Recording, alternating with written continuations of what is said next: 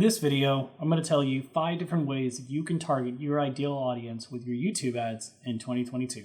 If you're a coach, consultant, local business owner, or if you have an online offer that you're really trying to figure out how you're going to advertise online and you're wanting to learn more about YouTube ads, make sure to subscribe to this channel for more information on running YouTube ads in 2022.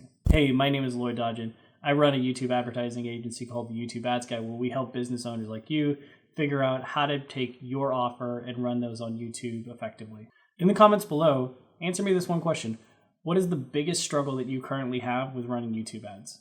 So when you're running your YouTube ads, a lot of the times when people get onto the platform, it can feel very overwhelming. You kind of don't know where to begin, how to start, like how to set up your ads. And especially when it gets into targeting, what targeting do I actually start choosing? And the one big problem that a lot of business owners make when they're running YouTube ads is this. They start running their ads thinking that they're treating it like a Facebook ad. And so with Facebook, I can run multiple different audiences under one ad campaign. I can break those up into multiple ad groups and have all of those audiences get their allocated budget accordingly. Or you can stack things like and factors, where it's like I have this demographic and I want to stack them with this. With YouTube ads, that's not the way it really works. And so one mentality that you have to have when running your YouTube ads for the very first time is that you need to separate out your targeting between campaigns and ad groups. So when I'm running a campaign, I have one campaign, one ad group, and that ad group is focusing on a specific directive that I'm trying to hit, and then a series of campaign ads that are going to be within that campaign. So in this case, you might be thinking, well, maybe I'll run keywords. Okay, so when you're running your keywords, you want to make sure that you're thinking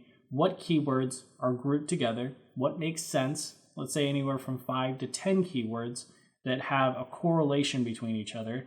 And that would be the ad campaign that we would run. Now, there are a few type of advertising targeting methods that I would recommend to you, especially when you're getting started with your YouTube ads for the very first time. And this works even better for those who have had some sort of remarketing already built into their business. The first major audience that you want to start targeting is your website visitors. And the way this is done is you're going to be setting up and installing your Google site tag. There are a few different ways you can do this. You can either hard code your Google site tag, or you can actually install what are called a Google Tag Manager. I prefer doing everything I do through Google Tag Manager.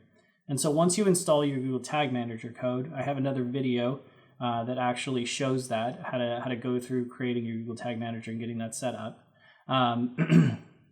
Your Google Tag Manager, you're going to set your header code in on the main part, and you're going to set the body code. Make sure that's on all the pages that are going to touch.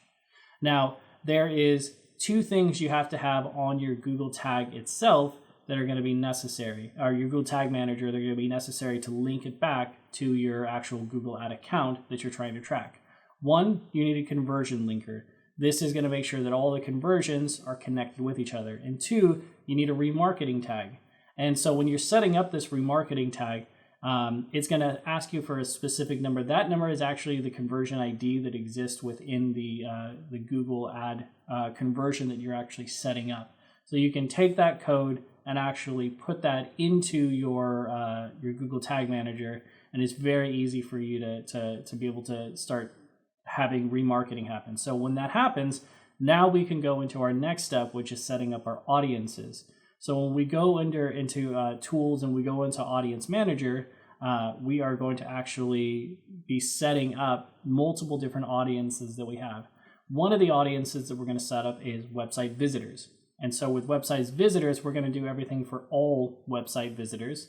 And in that, we're going to be making sure that we are hitting 540 days, and that we're going to pre-fill anything for 30 days, and we're going to have the URL put in it. Now, make sure when you're putting the URL that you are concatenating it so that the https://www. is gone. That front part right before the actual top level domain, sometimes it'll show like that on a website, sometimes it won't. So you want to make sure that it's going to be guaranteed to display no matter what. And then you want whatever is going to be happening after the fact on there. So you can do this with any part of your funnel and any part of your website. So if you have /masterclass take the /masterclass and create another website visitor audience that's focused only on the masterclass. And you can do this for a few different timelines. 540, you should always have a 540-day cap. But you should also have probably a 30-day cap as well. And depending on how much marketing you're running and how much of a need, you might even consider a 7-day cap as well. The next major audience that I would start considering running to when you're starting out your advertising is your YouTube channel itself. So just like you're able to set up an audience for your website visitors, you can also set up an audience for your YouTube channel visitors. And I recommend that when you do this, you set up for people who have subscribed to your channel, you set up another one for people who have watched your videos, and another one for people who have visited your channels. And they have 3 different intents when you think about it. You have first people who have visited your channel. They are people that will have gone, so they're kind of probably in the cold range. You have people who have watched your videos, so they're more in the warm, and anybody who's subscribed are more in the hot. They actually care about your message, they care about what you have to say, and they're more interested in learning, if you have an offer, they've seen your face, they've subscribed to your channel, they've taken enough actions to where putting an ad in front of them actually makes the most sense to be able to target them with a potential offer. And if you're finding these tips helpful, make sure to hit the like button. It just helps the algorithm be able to figure out other individuals that are looking to learn more about YouTube ads and get this video in front of them. Another fantastic audience to be able to run to, if you already have an account that has actually had at least the qualifications to run what's called a customer list, I highly recommend that you upload your customer list. Now, the requirement typically is $50,000 worth of ad spend and about 90 days worth of time on the Google Ads platform.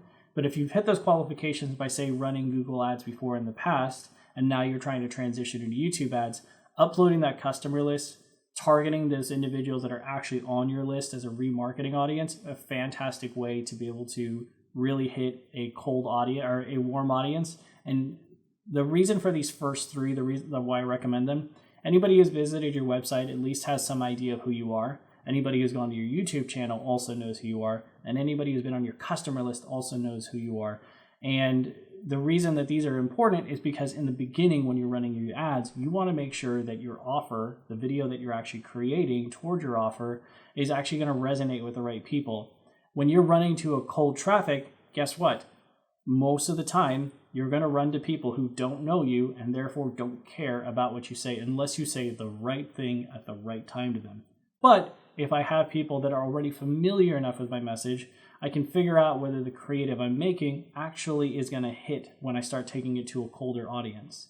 And so this is very important when you're trying to eventually get to scale. You want to test out your message in front of the people who know you so that you can have the chance to be able to take that message and start testing out in front of different cold audiences and have some semblance of an idea of whether it'll perform or not. The next audience that I recommend trying to get in front of that's a great audience to do is also what are called custom segment audiences. Now, custom segment audience, the reason I recommend those is you're going to be running custom segment against keywords that are focused on your brand. Now, if you've built a name out there, you want custom segment audiences of keywords for your actual name, for the business that you have.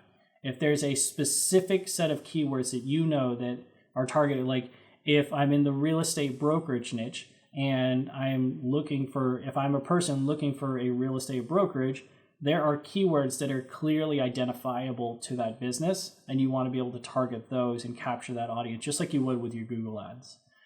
So I recommend that you take a custom segment audience, and that can be done through your, once you go into your audience manager, audience library, and where you created your audiences originally, there's a section right to the right of it where you can actually go and create a custom segment. And in that custom segment, you can add your keywords, and I recommend no more than 20 keywords. And really, you should be focusing on the keywords that only matter to your audience and really are top level type of keywords. And the last type of audience that I recommend targeting when you're starting to run your YouTube ads for the very first time are called placement ads. Now, placement ads are a fantastic way of getting in front of the right audience with your message. And so what placement ads do is say, if once again, let's use the real estate niche for an example, and I'm looking at real estate investing. And say I'm going to a channel like Bigger Pockets. Typically, anybody going to watch a Bigger Pockets video has some level of interest in real estate on some, in some capacity. So I can actually take a list of those URLs that all exist within Bigger Pockets, and I can take those, put them into a spreadsheet, and when I create my ad campaign, I can copy and paste all of those URLs for all of those videos into one campaign.